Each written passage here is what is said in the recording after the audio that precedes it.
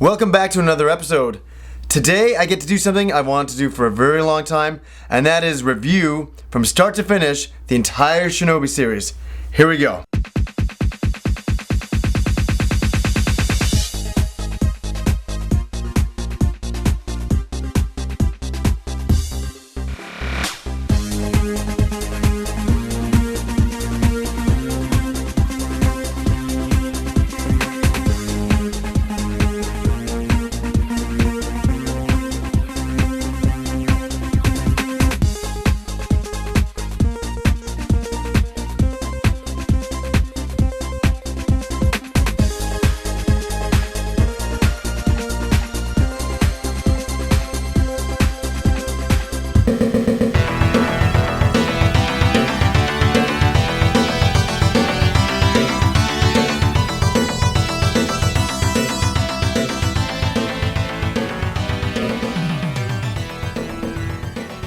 Guys, I'm really excited to talk about the Shinobi series. I wanted to review this series for a very long time. And we're gonna start right at the beginning with Shinobi 1. The very first time I played Shinobi was in 1988. And me and all my friends would actually ride our bikes up to 7-Eleven and play the standalone arcade machine there. We knew at the time that, Shinobi was made by Sega. And it was an incredible game. The main character was Joe Musashi, and you played through 5 missions to get to the end, and at the end of every mission, you fought a boss. It was a really good side-scrolling action game. The graphics at the time were unbelievable. It blew us all away when we used to go and play this game. And actually, I got funny memories. I remember this game was very difficult in the later stages. It was very difficult. And one of my friends could actually play from the beginning of the game to the end of the game and finish the end boss on 1 quarter. I'm kidding you not, I was really always amazed by that. I think I'm pretty good at Shinobi, but I was never that good. As I say, this is an arcade game, but there were quite a few ports of it to home console systems. There was a Master System version, there was an Amiga version, an NES version, a Commodore version, but the very best version of all was the PC Engine version. This actually came close. The only thing the PC Engine version was missing was the bonus stage levels where you threw shurikens at the ninjas jumping in. And also it was missing a level, unfortunately. Now we jump ahead to 1989 and the Mega Drive is released in Japan. So Sega goes to the drawing board and starts a brand new Shinobi series with the Super Shinobi. And that was known as Revenge of Shinobi out here. And I remember when I picked up my Genesis, we went down to the States with my parents, and there's a whole bunch of games on there, and I looked up and I saw Revenge of Shinobi, and I'm like, wow, is this like a sequel to Shinobi? I'm in. Yeah, Revenge of Shinobi is my favorite in the series, and that's based on nostalgia. But I was always so impressed with this game. It's one of those games I can actually play, a couple of times a year and still finish it and go all the way through. I love the game. Now, one thing that Revenge of Shinobi brought to the series as well was the double jump. So now you could double jump and shoot multiple shurikens, and that was brand new to the series. Yeah, what was awesome is the graphics were really good for the Genesis, and they eclipsed the arcade game, and that actually had some good graphics. But one thing it really had was some really good boss battles as well. I really enjoyed these.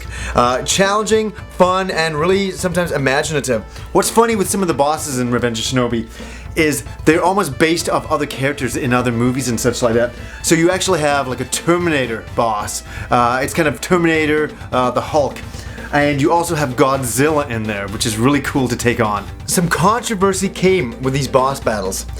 Sega, without asking Marvel or DC, put Batman and Spider-Man in. So that's really funny. They're actual boss battles that you actually fight. Of course, Marvel got wind of this, DC got wind of this, and made them change it. So they actually changed Batman into like a devil kind of creature, and so they got removed from the later versions of the game. So you can only find that in the original Revenge of Shinobi, right here. But that was really cool. I always really liked fighting Spider-Man and Batman and bosses. I just thought that was the coolest thing. The next thing I really want to mention with Revenge of Shinobi is the music. The music is absolutely fantastic. It is absolutely awesome. And the reason why is because it has legendary composer Yuzo Koshiro. He really made a name for himself. Near the end of the 80s, early 90s, that's when he really became well known to Western audiences.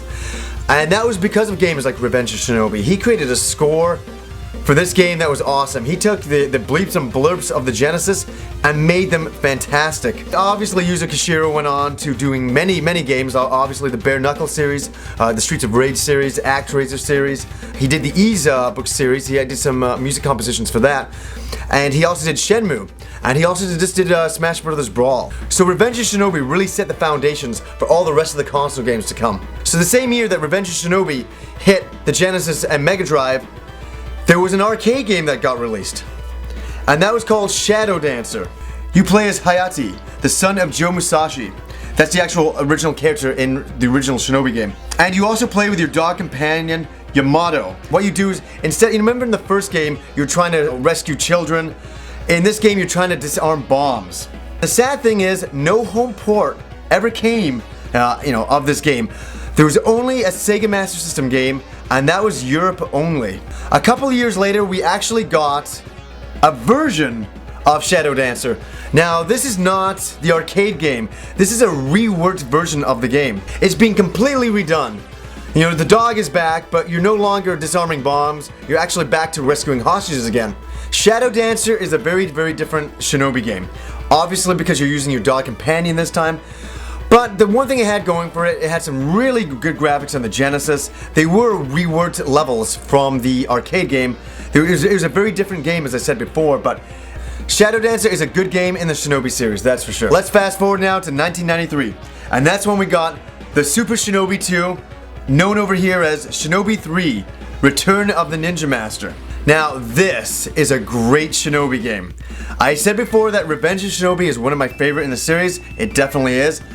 But big hats off to Shinobi 3. It came back. It's more of a true sequel to Revenge of Shinobi, bringing all that great platforming back. What we also got here is fantastic graphics. Sega really spent a long time on this game. From what I heard, they held the game back for a long time to rework it and to get it absolutely perfect. Shinobi 3 had it all. Diverse levels. I'm talking some really beautiful graphics on the Genesis. Some of the best graphics on the Genesis. Huge bosses. Just really epic in scale. Great music. Not as good as Revenge of Shinobi. Yuzo did not come back to make the music, sadly. The music compositions are pretty good. There's some cool levels in this game as well. There's actually a level where you're riding a horse, shooting ninjas with your shurikens. And there's another level where you're riding a surfboard, on the waves, fighting ninjas. How can that be a bad thing?